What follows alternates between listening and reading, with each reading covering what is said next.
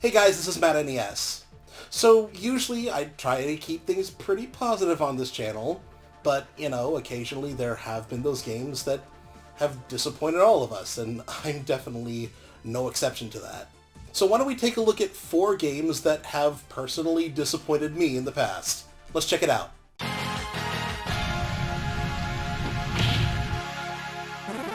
So before we get into any of the games that we're going to be talking about today, I just want to remind you guys that these are my personal experiences.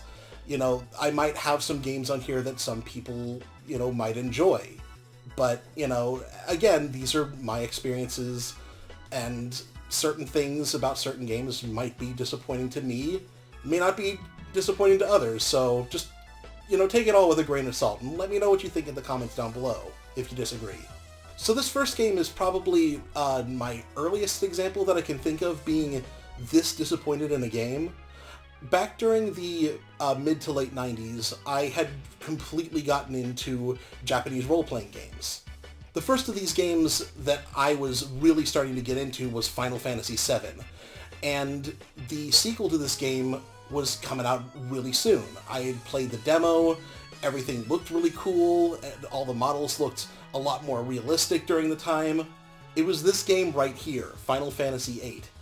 I was really looking forward to this game, and then I started playing it, and I noticed that there was a lot of differences with this game that I wasn't really a big fan of. Like, for example, spells were kind of an item-based thing. You didn't use magic points in order to cast spells. You had to, steal them from creatures, and then you would have, one use of, the fire or cure spell. Furthermore, you would have to take those spells that you stole from enemies and you would equip them to your stats, and depending on what kind of spell you equip to a stat, it increases that stat by a certain number. Like, you could equip fire to strength, for example, and it would have a bigger boost than, say, equipping blizzard or thunder or something like that. I also then started noticing that enemies on the world map and in other areas, they grew in level along with you, so it was really clear to me that level ups didn't really matter in this game either. And there were all kinds of other factors too. I didn't really gel very well with the characters. The more I took in this world and, the look of the world and stuff like that, I never really got on board with this particular setting in a Final Fantasy game. It was kind of this quasi modern day and science fiction with a little bit of fantasy mixed in. It just seemed really messy. It just seemed really a far-flung thing from, previous Final Fantasy games where it was supposed to be, about medieval swords and sorcery and stuff like that. Final Fantasy VII did explore some stuff about, having some modern-day aspects to it, but I just felt like that game had done that setting a whole lot better. But ultimately, I tried to push on. I beat the game, I did side quests in the game, I tried to get all of the different Guardian forces, which is this game's summons, and I just ultimately ended up not really liking this game very much. Even though I got to the end, and I put so much time into it, I never really gelled with this game completely. And that's a shame, because I know that there's a lot of people who really like this game, and I want to understand why.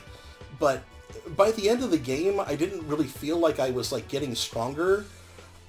There's this one area on the world map where you can basically, run around in a circle and get these draw points to get the best spells in the game, junction them to your stats, and suddenly you can just win the game. That never really felt rewarding to do, rather than, going around, leveling up, getting stat ups and stuff like that, and, feeling like you're getting more powerful. It just never felt that satisfying to me at all. I don't know. It's been a long time since I've played this game. Maybe my mind would change if I gave this game another shot. I do plan on playing this game again at some point. I mean, I'm holding it in my hands. I mean, why not give it another chance at some point? So, who knows? Maybe this game's not quite as disappointing as I remember it being. So let's take a look at a game that's a little bit more modern. We have Yoshi's New Island.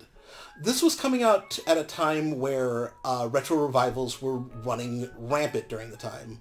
Games like Mega Man 9, Punch-Out for Wii, New Super Mario Bros., Contra 4, really incredibly great retro revival games were coming out during this time, and I was loving all of them. And when Nintendo showed this game off, I was really excited. Yoshi's Island was one of my favorite platformers on the Super Nintendo, and they were basically going to be remaking this game from the ground up on newer hardware and having like 3D models and stuff like that. I honestly thought that this game was going to be a slam dunk. But then I played it, and I finished it within a couple days, and I was just like, really? That's it? That's all this game really has to offer? I mean, all the stuff is here to make a good Yoshi's Island game. They brought back most of the bosses from the Super Nintendo Classic. You have Baby Mario, you collect stars in order to increase the amount of time that you get when Baby Mario gets knocked off your back. It still had the bright, colorful, cartoony art style to the game where it looks like it was drawn, you know, with like crayons or colored pencils and stuff like that. But I really started to notice that the game was like really just kind of going through the motions. It really felt like it was just kind of reusing stuff and reusing assets instead of like paying tribute to some of the stuff that would happen in some of these other retro revival games. And as I said before, I beat this game in just a couple short sittings. It was incredibly easy and not very fun or fulfilling to play. Like, if you could play like something like a Kirby game, yeah, Kirby games are pretty easy, but they're still fun and enjoyable to play. This game, however, is just... It just doesn't hold up to the original at all in almost any way, shape, or form. And, you know, this game still has like the classic Baby Bowser fight where, you know, he grows to like a mile tall and, you know, you shoot eggs at him in the background and stuff like that. It's super cool in the original, but when you play it in this game, it's just like, oh, it's that same boss fight again. That's cool that they did that, I guess. Ultimately, I feel like that this game is guilty of what most people accuse retro revival games of in the first place, being, you know, a cash grab and being pandering to nostalgia and stuff like that. I would very much disagree if people said that about Mega Man 9 or Punch-Out for Wii or something like that, because I feel like that those are games that stand alone on their own. This game, however, is absolutely guilty of just pandering to nostalgia and trying to make a quick buck off of people who remember the original Yoshi's Island. The games that had been released on the GameCube and the DS were really kind of hit or miss for me. Star Fox Adventure was not a Star Fox game to me. Assault was a little better, but I didn't really like their ground missions too much. And Command, I mean, Command was forced to use the stylus for the controls for the entire game, so I really just never got into that game at all. I wanted a back-to-basic Star Fox game, and I thought we were going to get it with this game right here, Star Fox Zero. And we did, but kind of at a cost. I know, deep down, that this is a good game. Platinum Games helped develop this game, and it definitely shows. It's very flashy, it's very appealing to look at, it's got a lot of like really great moments in it, visually and gameplay-wise, but it is marred down by one important thing that you should never mess up in a video game, and that's the controls. If the only issues with this game's control was tacked-on motion controls, I don't think that that would have been enough to completely ruin this game. I mean, games like Splatoon actually benefited from having motion controls, and if you spent time with them, you could actually, like, you know, improve your skills with them more so than just being able to aim with an analog stick. No, it went a step beyond that. It was also the dual-screen gameplay forced on with the gamepad. You would have to still look at the TV screen in order to see where you were flying, but in order to hit enemies precisely where they could be damaged or destroyed, you would have to look down at your gamepad in order to actually target enemies properly. That, alongside the motion controls, it was just too much. Like, I just felt like I could never get a handle on this game.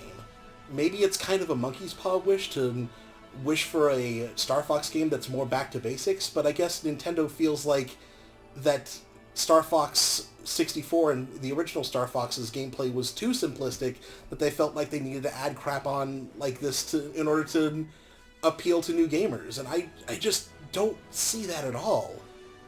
Again, I know that there is a good game buried under all this crap that's on top of it.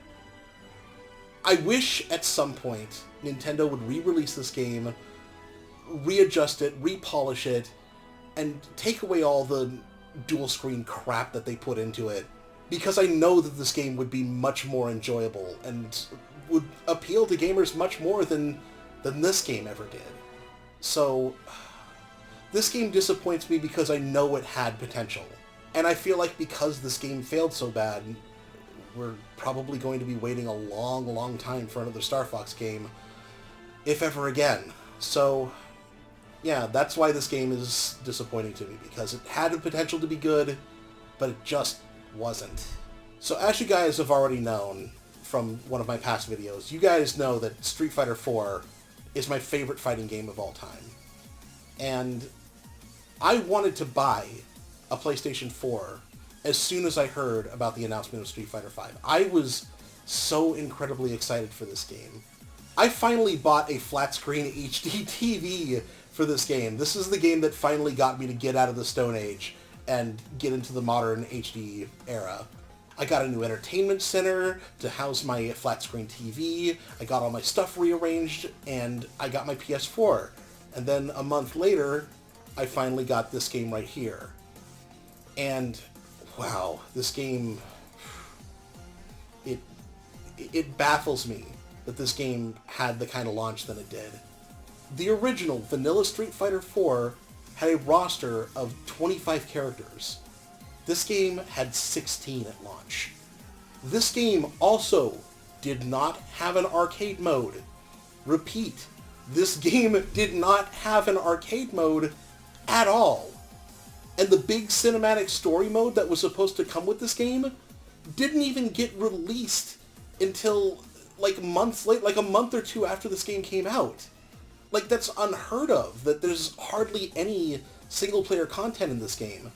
And the netcode for this game was awful when it came out. You could barely have matches without them, like, stuttering and looking like characters were teleporting all over the place, and just, it just felt wrong and weird. Some people couldn't even connect to the game the first week that this game came out. The game also just felt off, too, especially when they tried to bring back a lot of legacy characters. Like Ken from Street Fighter 4 and Street Fighter 2 does not feel like the Ken that is in this game. Blanca does not feel like classic Blanca.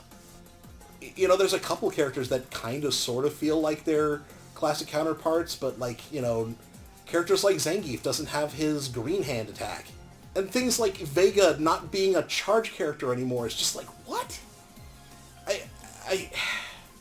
I don't know, man. There was just so many things about this game. And the fight money system. It felt like you were playing a mobile game or something. And, like, some of the art in this game, some of the characters, like, they look straight up ugly.